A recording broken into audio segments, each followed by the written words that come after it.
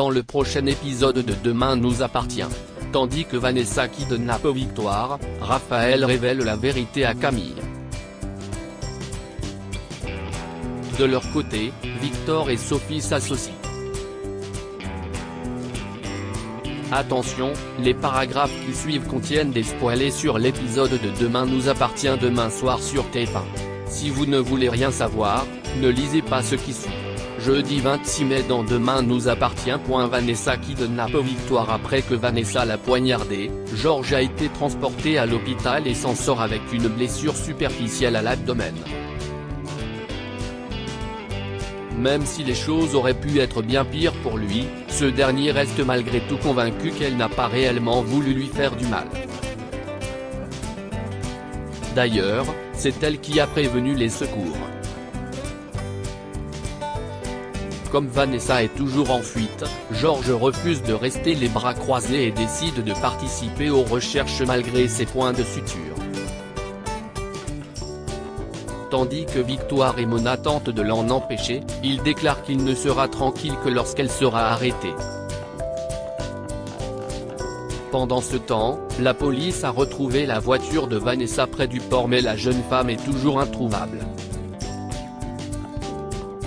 Si le procureur pense qu'elle est déjà loin, le commandant Constant croit au contraire qu'elle est toujours à 7. En effet, la vie de Vanessa se résume à son travail et à son couple. Elle n'a donc nulle part où aller. Puisque Georges l'a trahi, la police s'attend à ce que la chef du Spoon s'en prenne encore à lui. De son côté, Victoire accompagne Georges à la sortie de l'hôpital et lui demande de bien faire attention à lui. Après avoir assuré que tout irait bien, il indique qu'il a l'impression de vivre un véritable cauchemar. Victoire se veut alors rassurante puis précise qu'elle est là pour lui s'il a besoin de quoi que ce soit. Même séparé, le policier se dit chanceux de l'avoir dans sa vie. Au moment où Victoire le prend dans les bras pour le réconforter, Vanessa les observe à quelques pas de là.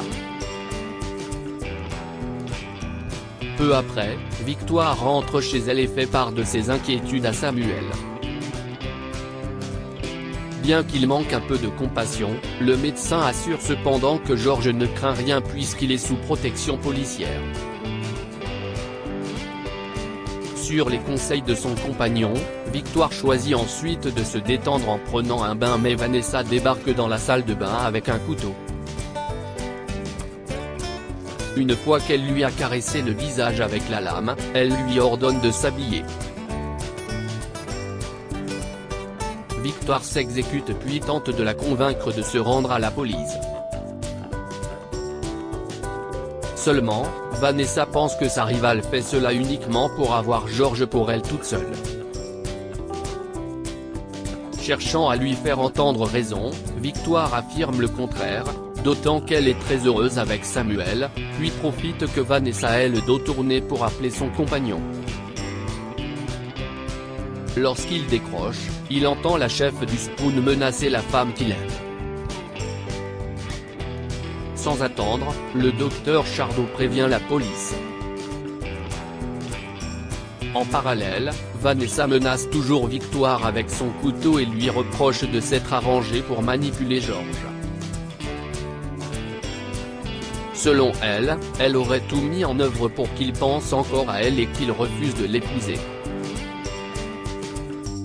Victoire jure alors qu'elle n'a rien fait puis lance qu'elle n'a jamais vu Georges aussi heureux depuis qu'il est avec elle.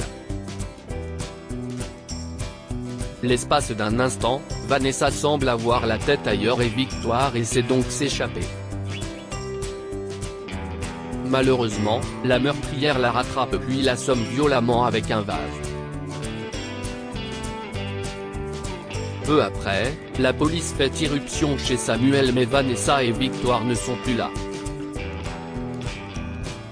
Non loin de là, Victoire se réveille ligotée à une chaise dans le repère de Vanessa. Tout en lui montrant le bouton d'une rose tigre, Vanessa l'informe que c'est celle qu'elle lui mettra au fond de la gorge quand elle sera morte. Raphaël avoue la vérité à Camille. Les parents de Dorian ont invité Camille à passer le week-end à Marseille. Cependant, Raphaël ne pense pas que ce soit une très bonne idée à l'approche des épreuves du bac. Convaincue que sa mère fait cela uniquement pour l'empêcher de voir Dorian, l'adolescente cherche à savoir ce qu'elle lui reproche, mais Raphaël a ses raisons et refuse d'en discuter avec elle. Tandis que le ton monte, Stanislas tente d'intervenir, mais Camille le somme de se mêler de ce qui le regarde avant de quitter les lieux furibondes. L'adolescente rejoint alors Dorian au Spoon et lui raconte ce qu'il s'est passé. Malgré l'interdiction de sa mère, elle a bien l'intention de l'empêcher de lui pourrir la vie en allant à Marseille. Toutefois, elle perd immédiatement son sourire lorsque Tienne lui apprend que Raphaël l'a appelé pour le prévenir qu'elle ne pourra pas se joindre à eux ce week-end. Elle a beau dire qu'elle peut les accompagner quand même, Étienne n'entend pas aller contre la décision de Raphaël et garantit qu'ils pourront faire cela une prochaine fois. Pour sa part, Raphaël se confie à son père sur le comportement exécrable de Camille. Dans la mesure où Sébastien ne peut s'empêcher de remarquer que cela arrive étrangement pile au moment où Stanislas rentre dans sa vie, Raphaël rétorque que lui et Camille s'entendent à merveille. Et d'ajouter qu'il est très prévenant, surtout que c'est grâce à lui qu'elle a su que Dorian trompait sa fille. C'est la raison pour laquelle l'avocate met tout en œuvre pour que Camille passe le moins de temps possible avec lui. De son côté, Sébastien promet que les choses finiront par s'arranger. En rentrant, Stanislas tombe sur Camille et Dorian en train de réviser dans le salon. Immédiatement, le skipper prévient sa compagne qui décide de revenir chez elle plus tôt que prévu. La tension étant palpable, Dorian préfère partir pour les laisser discuter tranquillement. Une fois seule, Camille blâme sa mère pour l'avoir humiliée devant son petit ami. Lasse de s'en prendre plein la figure, Raphaël finit par lâcher que Dorian la trompe. Victor et Sophie s'associant au petit matin, Victor débarque à la villa et découvre avec stupeur l'état déplorable de sa propriété. En expliquant qu'ils ont fait une dépendaison de crémaillère qui a complètement dégénéré, les Moreno peinent à cacher leur air jubilatoire. Furieux, Brunet leur fait comprendre qu'ils ne peuvent pas lui laisser la maison dans cet état-là, mais Christelle se fait un malin plaisir de lui rappeler qu'elle lui appartient depuis 9 heures. Par la suite, les Moreno s'installent à l'hôtel. Comme son mari risque de devenir dingue en restant enfermé toute la journée dans cette chambre, Christelle se demande ce qu'il va bien pouvoir faire. Bien qu'il n'en sache rien, Sylvain a bien l'intention de passer à l'action.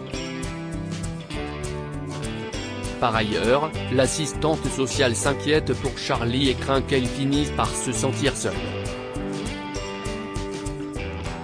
Néanmoins, celle-ci n'a pas attendu bien longtemps pour inviter François à la rejoindre. Dans l'après-midi, Victor invite son fils à la villa et lui fait croire que les Moreno lui ont proposé de lui vendre la maison gratuitement. Toutefois, Timothée peine à le croire et pense qu'il a fait quelque chose de malhonnête pour la récupérer. Son fils craignant de le voir retourner en prison, Victor promet que cela n'arrivera plus jamais, mais Timothée ne croit plus en ses promesses. Plus tard, Victor reçoit Sophie et lui offre de devenir sa partenaire en affaires.